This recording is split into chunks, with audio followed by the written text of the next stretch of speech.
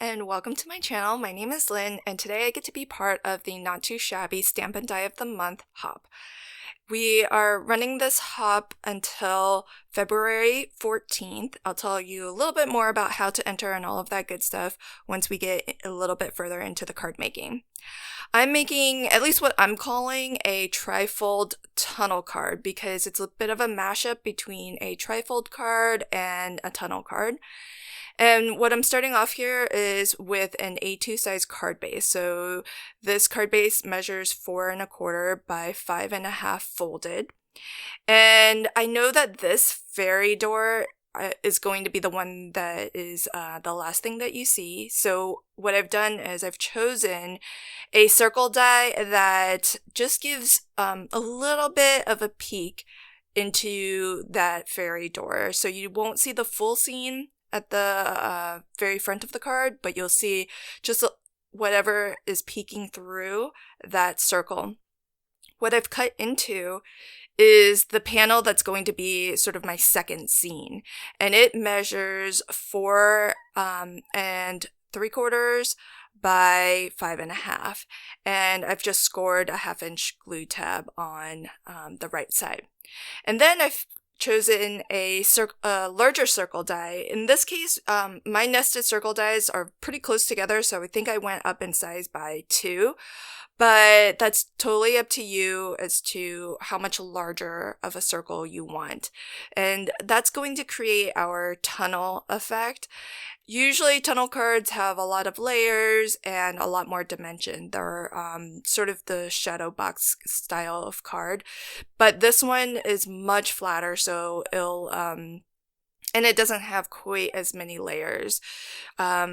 So what I'm doing here is I drew myself a little bit of a reference just by tracing that small circle.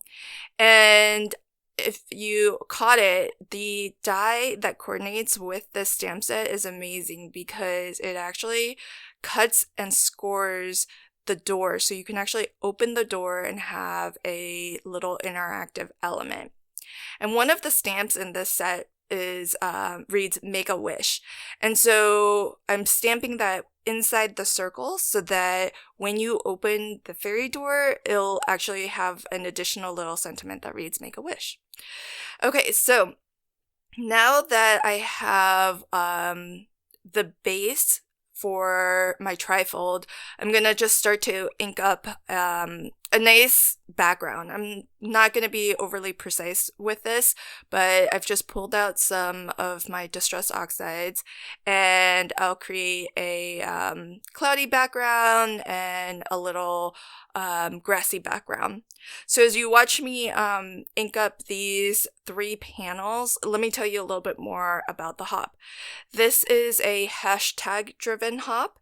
So if you want to search in the Google search bar, type in hashtag N2S fairy doors, and you want to connect that all. There shouldn't be any spaces in between any of those words.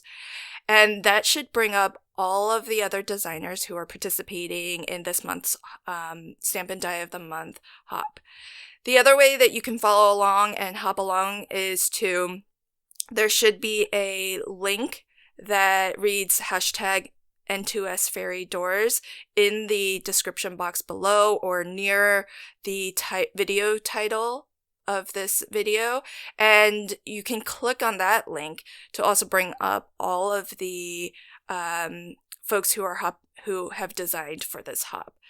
So what you want to do to qualify for the giveaway, which is a gift certificate for $25 to the Not Too Shabby Shop, is visit each of the video channels and watch the inspiration that the team has created, and be sure to like and leave a comment on each of the videos. When you've finished hopping along and visited each of the videos, come on back to the Not Too Shabby Shop hop video and click on the Rafflecopter link. That is where you can enter all of your details for the hop, like your name and email and all of that good stuff. And a random winner will be chosen on February 14th to receive a $25 gift certificate. And so be sure to return to the Not Too Shabby YouTube channel to see if you've won. Okay, so with my inking all complete, I've gone ahead and attached my second panel, just with that little 1/2-inch glue tab. And I glued the innermost panel right on top of that, so that hides the hinge. And now comes the fun part. So I've already stamped, colored, and die cut with the coordinating dies a lot of elements to play with. I tried to create more than I thought I would need, just so that I can really have fun and focus on composing this card and not have to stamp and color some more in the middle of the process. So one thing that's kind of neat, there's this flower that is curved on one end. It's I don't know the name of the flower, but I'm using the bottom end of it here for my yellow flowers. And so this is actually that flower upside down, and you can actually see the full flower just to the left there. And this is one way of maybe kind of stretching some of your stamps and dies a little bit, where look at it at different angles and see if you maybe see a different shape and a different way of using it. I thought that this flower stamp was beautiful on both ends and could make a really nice flower upside down as well. So that gives me just another scene element to break things up a little bit and not have everything look exactly the same. And these little snowdrop flowers are the ones that I was referring to. I've cut off the bottom of these, but the bottom of them were the yellow flowers that I put on the front of my card. So I'm intentionally putting one of these flowers to overlap with the door.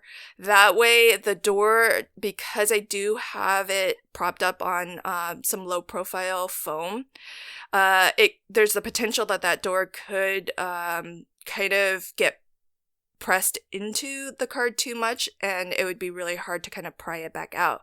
But with that little flower that overlaps, it helps to make sure that you can't close that door all the way in and it won't get stuck inside.